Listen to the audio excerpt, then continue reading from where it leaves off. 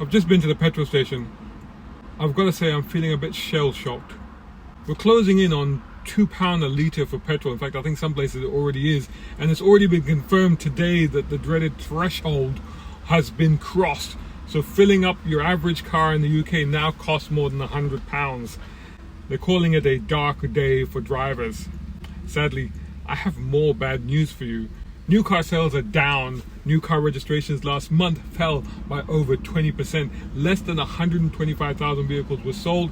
It's the second worst May in nearly 3 decades. The worst being in lockdown year, so that doesn't even count. It's not that people don't want to buy, it's that they can't.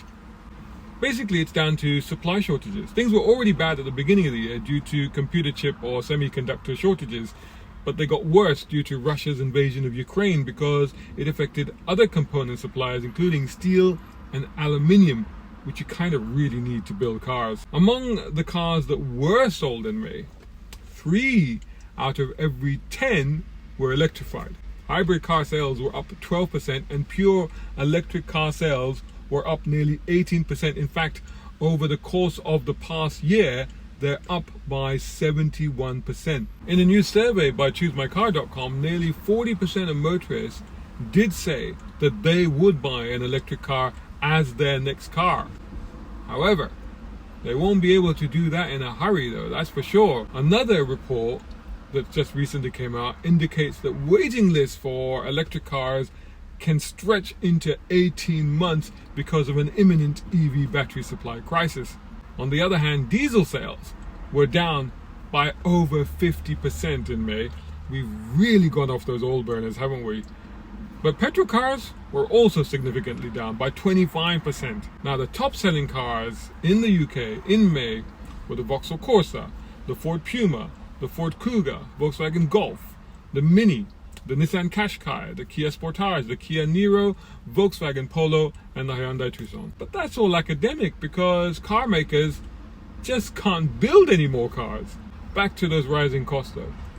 And it feels like it's not just going to kill the joy of driving, but possibly car culture as a whole. Already this year, I've had one follower telling me, when I asked them if they would be attending some car show or another, I can't remember which, they responded that when they added up the cost of the ticket, eating and drinking out whilst they were there, and the cost of driving there and back, it would cost them something like £100 each just to go to that event. And as much as that person was a car enthusiast, they just couldn't justify it. And I completely understand. By the way, 70% of the price of fuel at the pump actually goes to the exchequer in terms of fuel duty and VAT. Just putting that out there.